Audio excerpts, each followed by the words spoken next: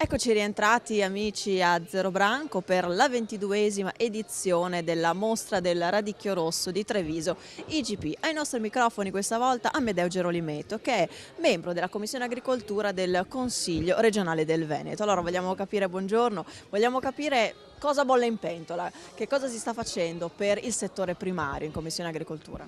Ci avviamo a una chiusura della legislatura e ci sono alcuni argomenti però estremamente importanti sul tavolo. Mi riferisco evidentemente al piano di sviluppo rurale che sta completando il suo percorso a livello europeo e adesso ci attenderà appunto una seria discussione e un approfondimento serio per quel che riguarda la preparazione dei bandi, che alla luce delle nuove indicazioni che ci arrivano dalla comunità evidentemente dovranno essere tarati appunto sulle nuove linee di sviluppo che riguarda la nostra regione. Un messaggio particolare che sarà contenuto in questo, anche se sembra a margine, riguarderà proprio anche un investimento importante per quel che riguarda la diffusione della banda larga in maniera uniforme sul nostro territorio. Credo che questo sia un indirizzo estremamente importante perché consente al nostro territorio poi di essere interlocutore a livello mondiale.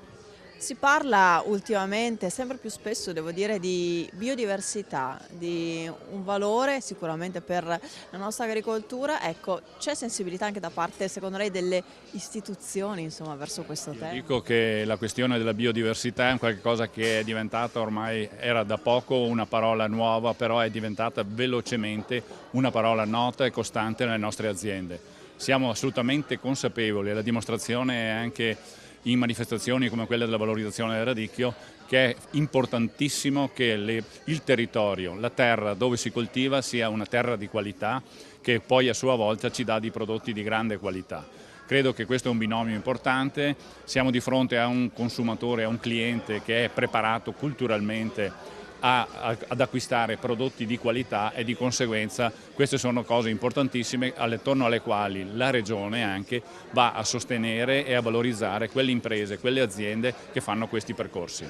L'ultima cosa, si è concluso il percorso di ristrutturazione, di revisione di Veneto Agricoltura. Alcuni dicono che forse si poteva avere un po' più di coraggio.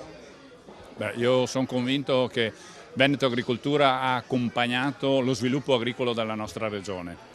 E perciò io ritengo che attorno a Veneto Agricoltura, alle sue strutture, ai suoi tecnici e alle sue realtà sono un patrimonio che va comunque accompagnato, coordinato e dovrà continuare ad essere a fianco della nostra agricoltura.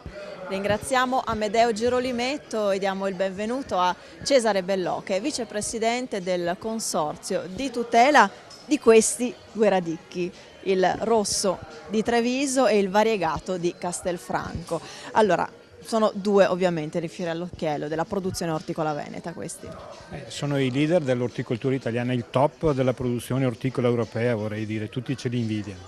Allora Presidente, anzi Vicepresidente, il radicchio rosso di Treviso ha ben 7 lavorazioni, un prodotto che insomma, si può definire un po' a metà tra l'artigianale e l'orticolo. Sì, effettivamente, perché subisce un'operazione ulteriore oltre a quelle normali nei campi dovute alla coltivazione sul terreno, in quanto l'imbianchimento è una vera e propria operazione artigianale, soprattutto l'ultima fase, quello in cui il radicchio poi viene immesso per il lavaggio finale nell'acqua di risorgiva, la fase della toelettatura, quella è una vera e propria operazione artigianale. Ma se questo radicchio viene così bene è anche perché è inserito in un contesto, in un terreno, in un microclima, insomma, di qualità. C'è tutta una serie di considerazioni da fare e la prima è che questo prodotto di straordinaria qualità ha alle spalle un ambiente di straordinaria qualità che abbiamo il dovere di conservare, l'ho sentito anche oggi nel corso degli interventi, ma è una questione, ci siamo posti per tempo, insomma abbiamo cominciato a pensarla 20 anni fa e oggi ci siamo con un prodotto che effettivamente è di grande qualità e un territorio ben conservato. È un territorio biodiverso. Biodiverso dove c'è la biodiversità, cioè c'è la differenza della vita presente nei 3 elementi, aria, acqua e soprattutto nella terra di coltivazione. Che la terra abbia vita dentro significa che porta vita sul prodotto, significa che quella vita del prodotto arriva poi a noi consumatori. Ma stiamo andando quindi verso, secondo lei, un prodotto che è sempre più, possiamo definirlo quasi biologico? O è un limite? Allora, il biologico è un altro concetto di coltivazione. Il biologico significa prodotto, certificazione di prodotto. In questo contesto invece di certificazione della salvaguardia della biodiversità operiamo nel contesto di tutto l'ambiente dell'azienda agricola. Grazie a Cesare Bellò, vicepresidente del Consorzio di tutela del radicchio rosso di Treviso e variegato di Castelfranco. Altra pausa qui da Zero Branco, ma rientriamo tra pochissimo. Linea alla regia.